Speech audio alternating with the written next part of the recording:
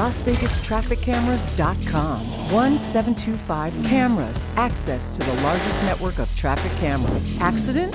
Injured? Get the video footage you need to get justice. 725 Cameras. LasVegasTrafficCameras.com.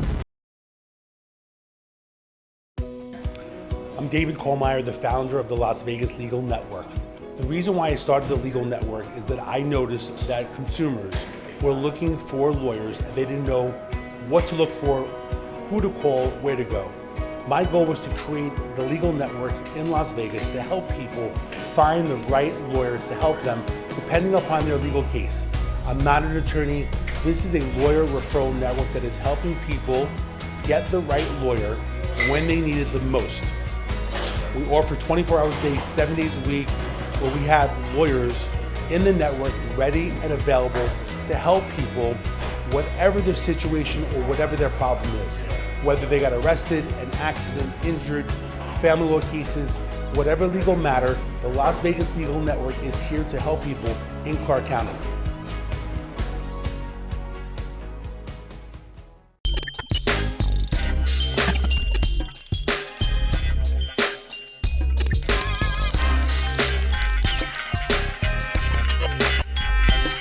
Videos where you have an officer basically around the neck area. These two retired Vegas cops now podcast hosts.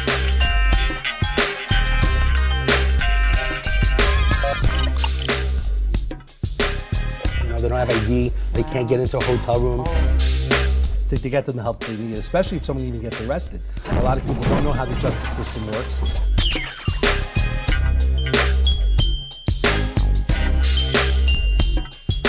You guys have going on is necessary, it's needed.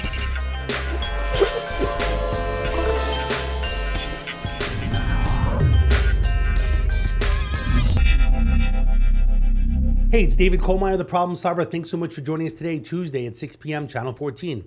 Today, as usual, my great co-host, Danny Miner to the right. Thanks for having me, Dave. Beautiful beige on my left. Thank you, Dave.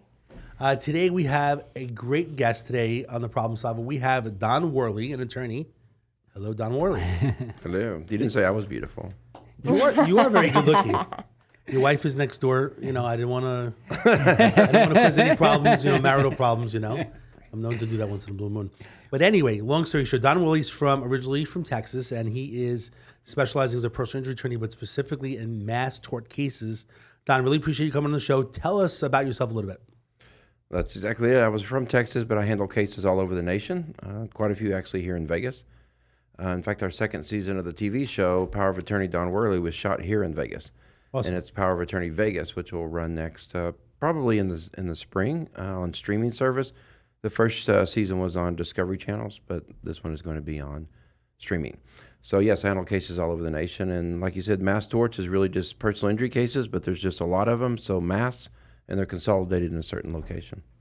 There's a lot of people that suffer from different things, and I think that most people don't know that they could actually, get with an attorney if they're injured by, a defect or of an actual product, right? A lot of these, there's baby powder, hernia They're just mesh. not aware. They're not aware. Would you agree? Yes, they're not aware, and that's why they've never gone to a lawyer before, but perhaps they see an advertisement on TV, like you can't turn on your TV now without seeing a Camp Lejeune contaminated water. You probably didn't know the water was contaminated and caused cancer before you started seeing those commercials. So once you find out, because lawyers worked with politicians to get a bill passed allowing, people that had served at Camp Lejeune to be able to sue the government because they knew about the contaminated water, knew it caused cancer, and didn't do anything about it. So now it's just becoming on your radar because you're just now starting to see commercials about it. A lot of people don't watch TV in general. I know that in Cox Cable we have 300,000, viewers every single day, that they can turn on. But a lot of people don't have TV in general. But I do notice on Facebook and social media, these things are popping up as well, right? Right. They're doing ads to Facebook, sometimes targeted, sometimes not targeted, but they're doing ads on social media now as well. I got some emails too. I got emails. You get emails? Yeah. How do you get those emails? I have no idea. I got emails. Well, you had to. You must have opted in some way or another. Somewhere. A lawyer is not supposed to contact you and say, "Hey, will you hire me?" Right. That's just sort of against the rules. Yeah. And so they're not supposed to email you or text you directly. But if you sign on to something that you opt in to receive certain emails, then a marketing company who is trying to find clients on behalf of a law firm might reach out to you and say, hey, you know, they obviously didn't do their homework if they thought you were at Camp Lejeune. Right. Are you on the radio as well? I did a radio show back in the day. I don't do it anymore. I mostly just do this TV show as far as lawyer. Why is it? It's a good question to ask you. Why is it so bad for like a lawyer to go out and ask someone like, "Hey, do you have a problem?" Like in general, like do you need an attorney? I think back in the day, like Abraham Lincoln, right? Like his first advertisement of being a lawyer was like a big deal, right? Well, some places you can't even advertise as a lawyer because they say it's not professional. Is it like fishing? Yeah, just like it's like a plumber. Why can't you're advertising a plumber? It's a service. You're an attorney. You can probably answer that question being a non-lawyer. When you see all these billboards of lawyers, have you been hurt? Have you been injured? Call me. You tend to think that that's sort of a negative feeling, as opposed to if there were plumber signs all the way down the freeway, you wouldn't think, what are those scumbag plumbers doing advertising? I don't know why. It's just been like But you know what's funny? Why is that any different? I'm on a billboard soliciting while I'm driving. Well, the insurance, I'll tell you why, and this is my point of view, but insurance companies and corporations have spent lots of money to try to get into your mind on tort reform and say these lawyers are suing under cases they don't really even have a case, okay? They're just suing to get money, and this is causing your health insurance to go up and all your insurance to go up. We need to stop these frivolous lawsuits from happening. The lawsuits aren't frivolous, or the lawyer wouldn't have signed them up because they don't get paid unless they win. Good point. And number two, a judge didn't let a frivolous case go to trial. They'll be like, you have no case here, you're out. But insurance companies, corporations spend money on lobbyists to attack you and send you a message as when you see a lawyer advertising, they're really just trying to sue when you don't even have a case. That's why you feel that way when you drive by, is because the effect on you mentally from that. But don't you agree? It's funny you're saying emails. There's so many billboards of attorneys. How is that not soliciting more than anything else than an email? Every time you drive to work, you're seeing 50 billboards. Right. Call a lawyer. Call a lawyer. Call a lawyer. You know, an insurance company. I think it's just keep it in mind. I just don't think But people know that they can be soliciting. compensated for so much that has happened to them. And also, insurance companies and corporations don't want lawyers contacting you because then they have to pay. But the law is right now, because of lobbyists from the insurance companies and from big companies, is if you get hit behind by someone with a car and they hurt you, the insurance company that has to pay you for the person that did the wrong, they can send you a letter or call you or come knock on your door and say, hey, we want to pay you $5 for what happened to you. There's no rule about them contacting you. But a lawyer can't call you and say, hey, don't take that money, hire me first. That's a good point. Insurance company can call you to try to settle a case, but a lawyer can't call you and say, to don't make sure take your that rights money. are protected. Right. Yeah, that's crazy. That's a good point. Yep. We're going to come back after a quick break, and then we're going to talk about some of these mass tort cases that you specialize in. And again, I know that you have over like 35,000 cases. So we'll be back in a quick minute.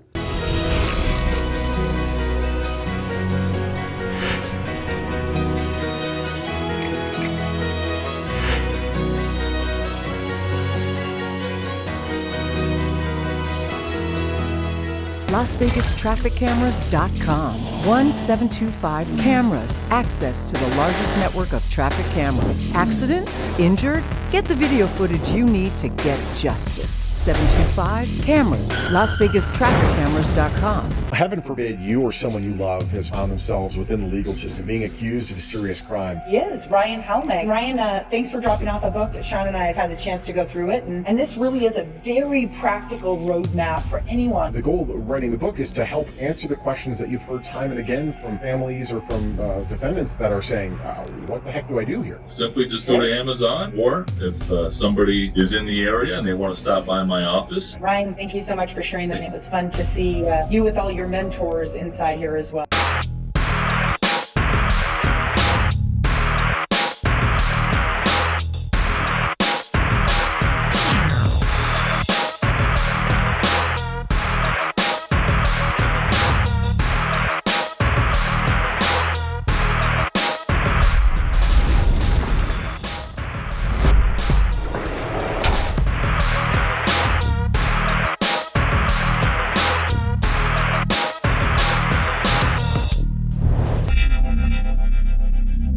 Hey, it's David Colmy, the Problem Solver. We're back here talking with Don Worley, who's an attorney who deals with mass tort cases, kind of explaining and educating us a little bit about what he does helping people all over the nation, right?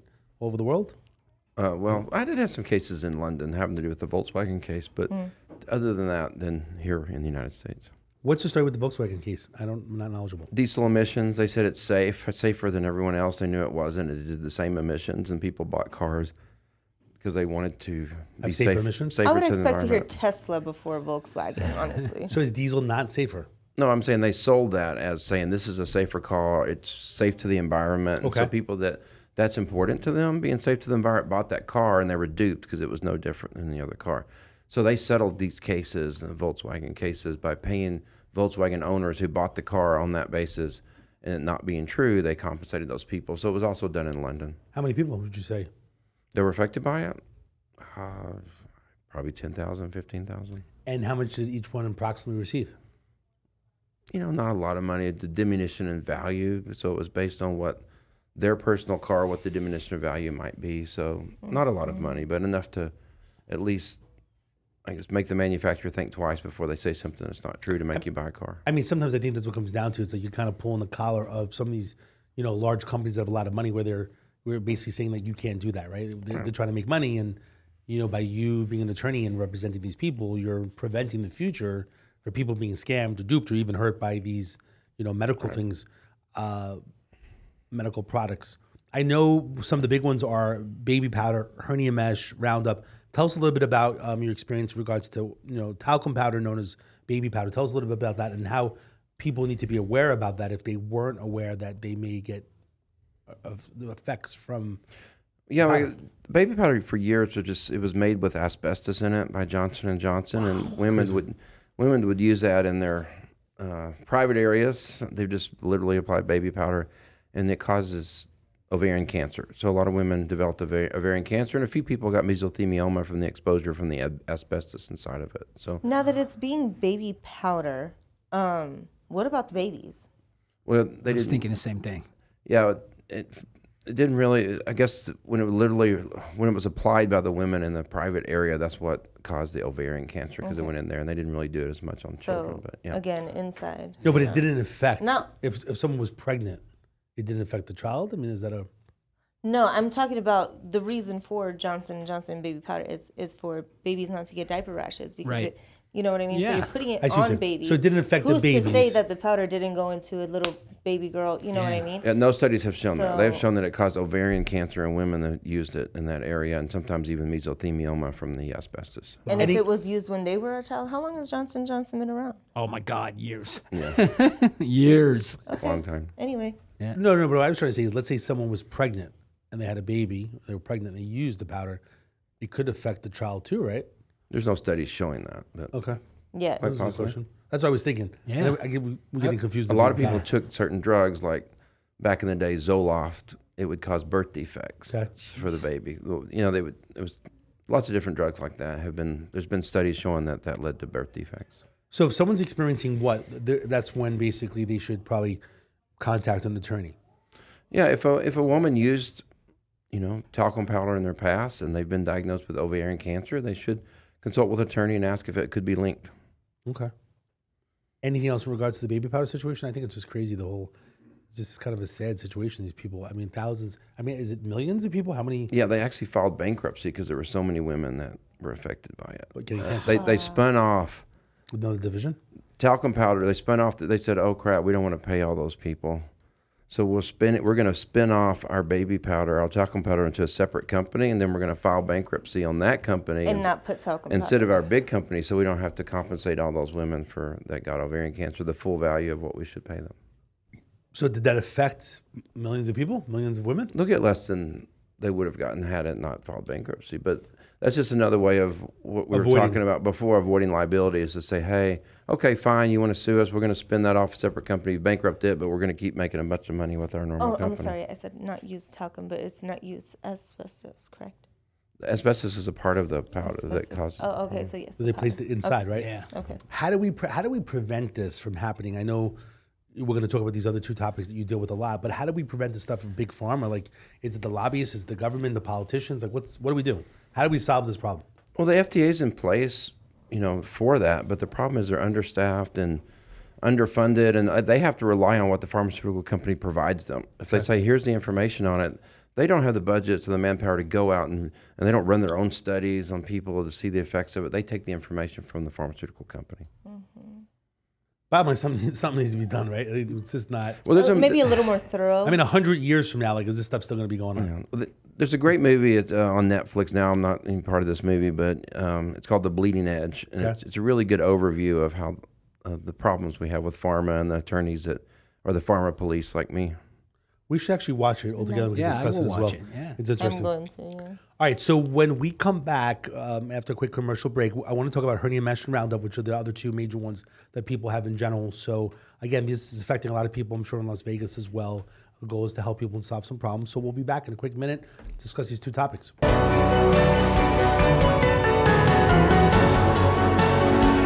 Your Honor, I want you to get the full picture of what happened. The real world is sometimes complicated and messy, and so can be criminal justice system. My name is Ryan Helmick. I'm a criminal defense lawyer here in Las Vegas.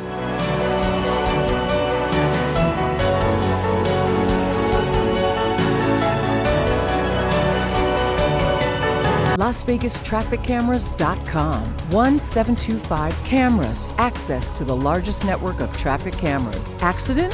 Injured? Get the video footage you need to get justice. 725 cameras. LasVegasTrafficCameras.com. Injured? Call 602-HURT. Car accident? Call 602-HURT. Pacific West Injury Law, a firm that focuses on you. Our firm is dedicated to you and your recovery. No fee until we win.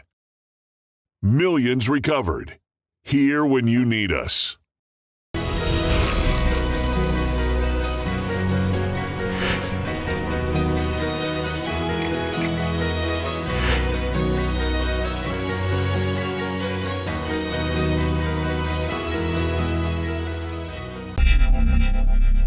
Hey, it's David Kohlmeyer with The Problem Solver. Welcome back. We were talking with Don Worley in regards to these mass tort cases and when somebody would need an attorney, specifically if they're injured. We just talked a little bit about baby powder and people getting cancer, and pretty much about big pharma in general. So two other major cases that Don deals with is hernia mesh and Roundup. I wanted to briefly kind of explain. Tell us a little bit about hernia mesh and about a bunch of your clients of how they're being affected. Well, hernia mesh is one of the most, I guess, popular surgeries, or the most people have a hernia mesh surgery more than any other surgery. And basically it was just like a piece of plastic that was put in to help the hernia from getting worse, but it would shrink and it would pull the tissue together and even grow into your tissue, would grow into it. And so it causes more complications than it helped. So that they have to go in, the doctor has to remove that hernia mesh from your body. It's like you can't take all of it out because it's like taking gum out of your hair. You pull it out, but there's still phantom pain from the dead nerves, and so it's just not good stuff at all. So, and they knew it wasn't good. It failed animal tests before they put it out on the market, and so now they're starting to realize, hey, now we're going to have to pay people and compensate them for selling this product to them and not warning about the side effects. So just to recap, with hernia mesh, there's different types of hernia mesh that are out there. Plastic is one of them, right? Right. Metal?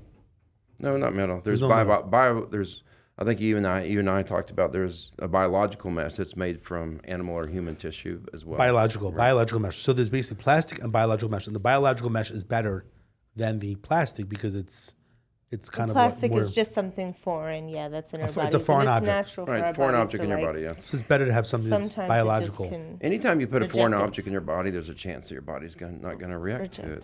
That's just anything. That can be like something that is safe, like maybe you have a knee implant or a hip implant. Well, your body might reject it just because it's a foreign substance in your body. Wow. Okay. And then tell us a little bit in regards to Roundup. What is Roundup and how that's affecting other people as well? You've probably seen a lot of the commercials about it, but it's a weed killer people use, and it just causes cancer. There was an ingredient in it that caused cancer. They knew it did for a long time, but they denied it and wouldn't pull it off the market. And so, are you able to say what ingredient it is? No, they're actually taking that ingredient out now and trying to cycle it back out into the marketplace. But the point is, they knew that it caused cancer the entire time, But How are nobody's other talked to people it. supposed to know if like you can't say that ingredient and if somebody went to the doctor and saw that ingredient and knew that that's what caused their Well, cancer? it was a mixture of a lot of the different chemicals that they used in it. But the point is that the studies showed that that blend of chemicals that they use in Roundup to Gotcha. kill weeds, Okay.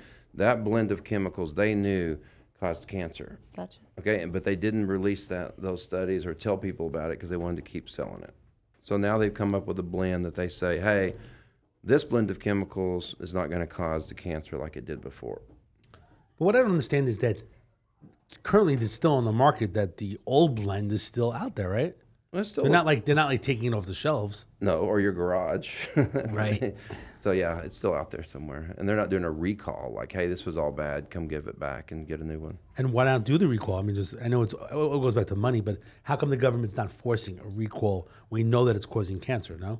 Or it's still actively going the case. Well, again, the government only works on what they're told, and they're still being told, hey, it doesn't really cause cancer. So the government's not going to come in and say, hey, everybody come turn in your Roundup. All these cases in general, whether it's the baby powder, the hernia mesh, and the Roundup, and all the other mass tort cases, it just seems like it takes so long. Like, what's the average turn? Like, if I came to you and I'm like, I have a hernia mesh case, I mean, we're talking 7 years? It could be 3 to 5 years, yes, because there's so many cases that have to be dealt with and paid. And so it's not like you got hit by a car and you were hurt and it's working that one case. It's thousands of cases. So 3 to 5 years, basically, just to get some type of compensation. And then also, what happens if the person still has a medical issue like the hernia mesh, in order for them to get like a, what do you call that? When